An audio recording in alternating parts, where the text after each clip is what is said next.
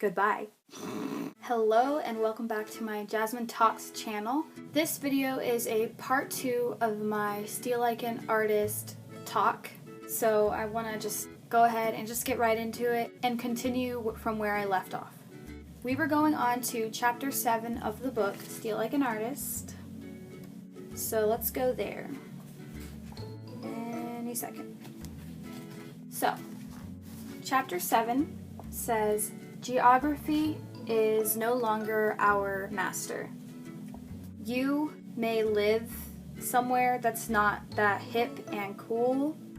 I think it's common to want to go somewhere where you feel like there's other people doing what you want to do, and that makes total sense. Be where people are that are doing the thing that you want to do. However, you can also create your environment.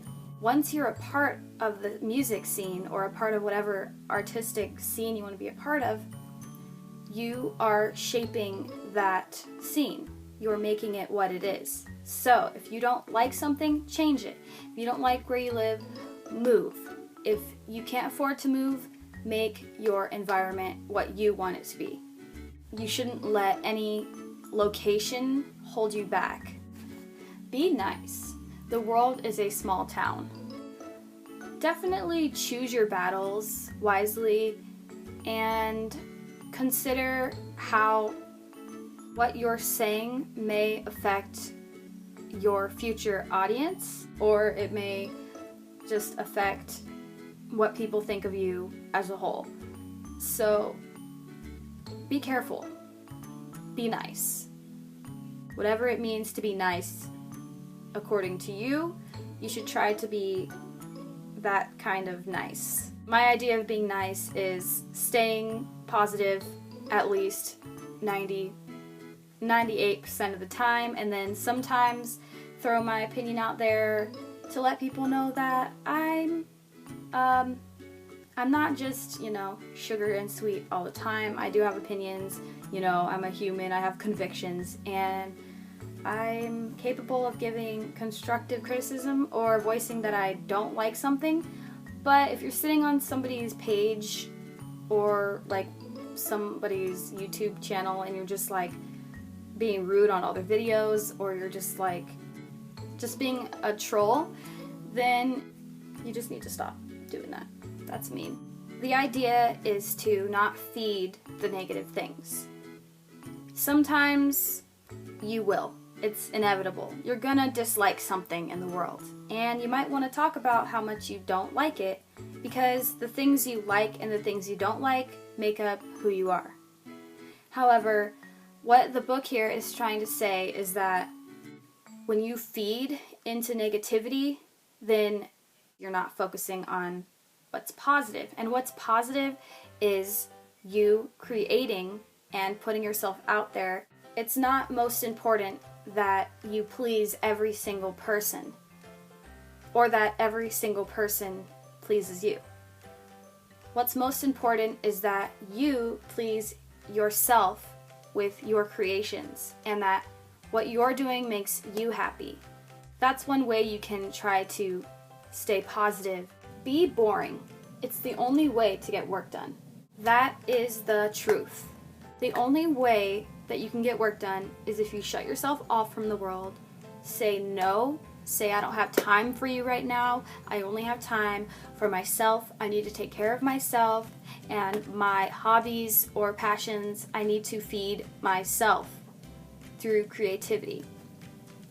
It sounds kind of mean, but honestly, if you give other people all your time, then you will find that you're just a really angry person, and if you'd gone and took the time you needed to create and feed your desires and take care of yourself first, you would find that you have more to give to other people, because you feel confident, you feel like you took care of yourself, versus if you're just like drained of energy because of other people, and then you go in your room when it's time for you to create and you're just like, great. I gave my whole day away to pleasing everybody else. Now I don't have any time to do what I want to do unless I stay up freaking late, and then I'll be so tired that I'll start becoming very unhealthy. And it's just like, it's the idea of managing your time. How much of it do you want to spend with other people, and how much of it do you want to spend creating? You have to decide. If you're anything like me, nobody else can be in the room at the time. Because when I'm alone, I'm most my creative self. The last chapter that I'm going to share is chapter 10, Creativity is Subtraction. What the author is trying to say here is that you have to work with what you got. You have to work with the time you have left, the space that you have, which is limited. These things might not be the best, like, quality or production that you want for your art, but everybody has to start somewhere, as cliche as that sounds. You have to start somewhere or you won't actually ever get started. Another way to view creativity as subtraction is to think about all the things that you choose not to share. It might actually hinder you to share everything that you've done, because if those things are kind of lacking in some areas, then all that does is make you look a bit like you're not as professional as you really are, because those things were a part of your process, and if you've improved since that time of that creation, then your works should be reflecting that. Of course, you can share anything that you want because it's your content, you made it, and that's up to you. But just be aware that you sharing your demos might not have the same effect as Taylor Swift sharing her demos, because she's already famous. Most of the time, you should share the quality works, and that's supposed to benefit you. So let's hope it does. Let's hope that people actually like it, because that's our best work. That pretty much, that concludes this video. I don't have much else to share other than what now?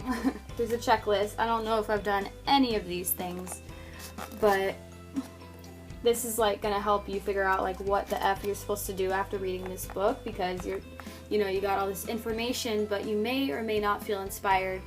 You're gonna have to actually go out and try some of these things that the book talks about. Here's some ways you can get inspired. Take a walk. Buy a notebook and use it. Give a copy of this book away.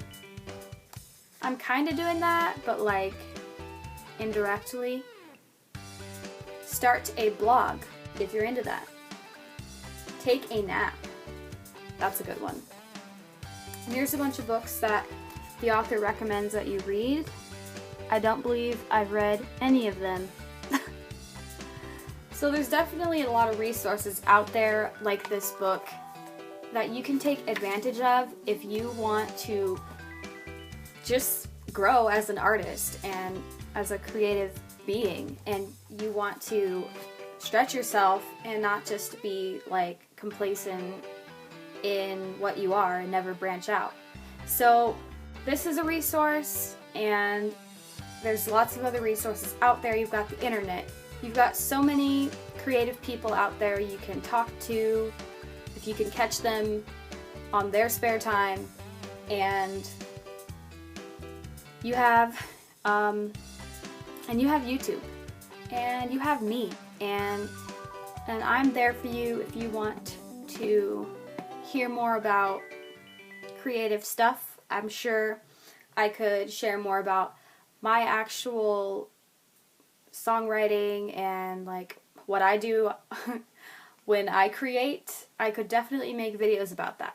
So if you want to subscribe to my channel and then comment about what you want me to talk about, I'm totally open to that, because I want to like communicate with people on here. I don't just want to like talk to the camera and that's it.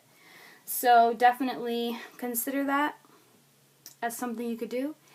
And definitely like this video if you watched the whole thing and the first one, and if there's anything that you liked about this video. Thank you for watching, whoever you are, and I hope that you have a great day. Remember to be a thief and steal. Bye!